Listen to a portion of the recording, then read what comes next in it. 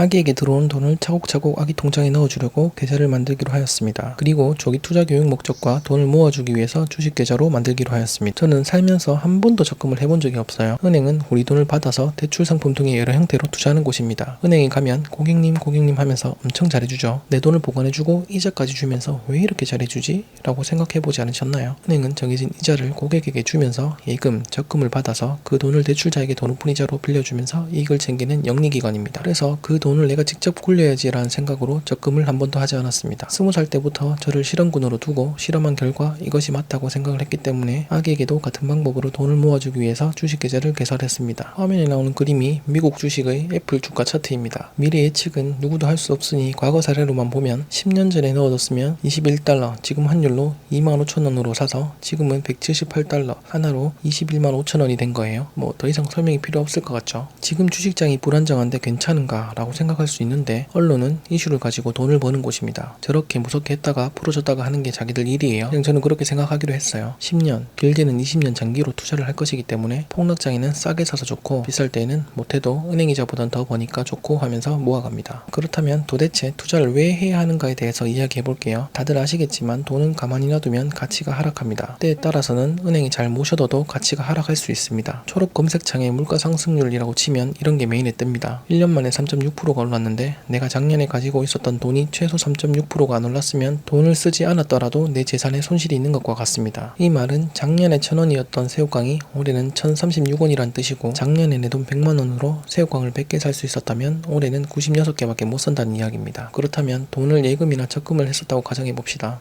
1,000원을 21년도에 그나마 금리가 좋은 이익금융권에 넣으면 22년도에 1,023원이 됩니다. 원금을 까먹지 않고 오른 것처럼 보이지만 그래도 새우깡이 더 올랐기 때문에 못 사 먹어요. 적금을 넣어도 모아둔 돈을 까먹게 된다는 뜻이에요. 계좌를 만들었으면 아기에게 들어오는 돈을 넣어줘야 되는데 아기에게 공짜로 돈을 못 주게 되어 있습니다. 세금 내야 해요. 저 같은 사람한테까지 세무조사가 들어오겠나 싶지만 추후 우리 아기가 주택 구매 시 자금 출처 근거로 활용하기 위해서라도 증여신고는 해두는 것이 좋다고 생각합니다. 네이버에 자금 조달 계획서나 증여세로 검색을 한번 해보세요. 증여를 할 때 일정 금액까지는 세금을 면제해 줍니다. 면세 단위는 직계 존속 기준 미성년자일 때는 10년간 2천만원, 성인일 때는 5천만원 한도입니다. 기타 친족은 10년간 1,000만원입니다. 헷갈릴 수가 있는데 미성년자일 때 직계 존속과 기타 친족에게 총 3천만원을 세금 없이 증여받을 수 있습니다. 10년의 의미는 10살까지 2천만원, 20살까지 2천만원이 아니라 최초 증여받은 시점 기준으로 10년이 계산되는 개념입니다. 같은 시점으로 봤을 때 최대한 빨리 증여하는 것이 제일 많은 금액을 증여세 없이 증여하는 방법입니다. 증여 후에 주식을 살 때 주의할 점이 있는데요. 증여 신고를 하지 않고 주식을 매수한 뒤 수익이 발생한 뒤에 신고를 할 경우 그 수익금까지 증여로 보기 때문에 주식 매수 전 증여 신고를 해야 합니다. 제일 깔끔하게 입금한 다음에 바로 증여 신고를 하고 그 다음에 주식을 사주던지 하세요. 증여세 신고 시 필요한 건 우리 아기 홈택스 아이디 그리고 가족관계 증명서, 이체 확인서. 홈택스는 꼭 증여를 받는 사람 기준의 계정으로 접속되어야 합니다.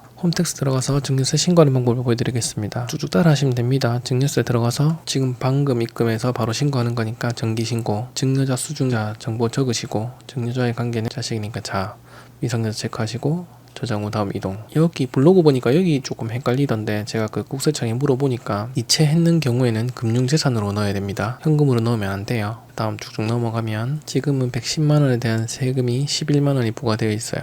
근데 그 공제란에 보시면 그 직계 좀비속란이 있죠. 여기에 110만원을 입력하면 이렇게 산출세액은 0원 공제가 됩니다. 그 다음에 그 증빙서를 제출해야 돼요. 가족관계 증명서랑 이체 확인서. 그 5개 잘 나눠 놓아서 이체 내역이 5개예요. 증권에서는 무조건 수수료가 낮은 곳으로 선택하면 됩니다. 알아보면 수수료가 말도 안 되는 곳도 많습니다. 비대면 개설을 하면 혜택을 더 주는 곳도 있지만 미성년자는 비대면 개설이 어렵습니다. 제가 인터넷을 검색해서 세 군데로 추려서 조사를 해보았습니다. 키움증권과 한국투자증 고민했는데 저는 해외 주식 거래만 할 예정이라 이벤트 참여로 할인이 가능한 키움증권으로 선택을 했습니다. 개설 방법은 키움증권 기준 국민, 우리, 기업, 하나은행 중 각각 곳으로 가서 계좌 개설을 할 때 같이 개설해달라고 하면 됩니다.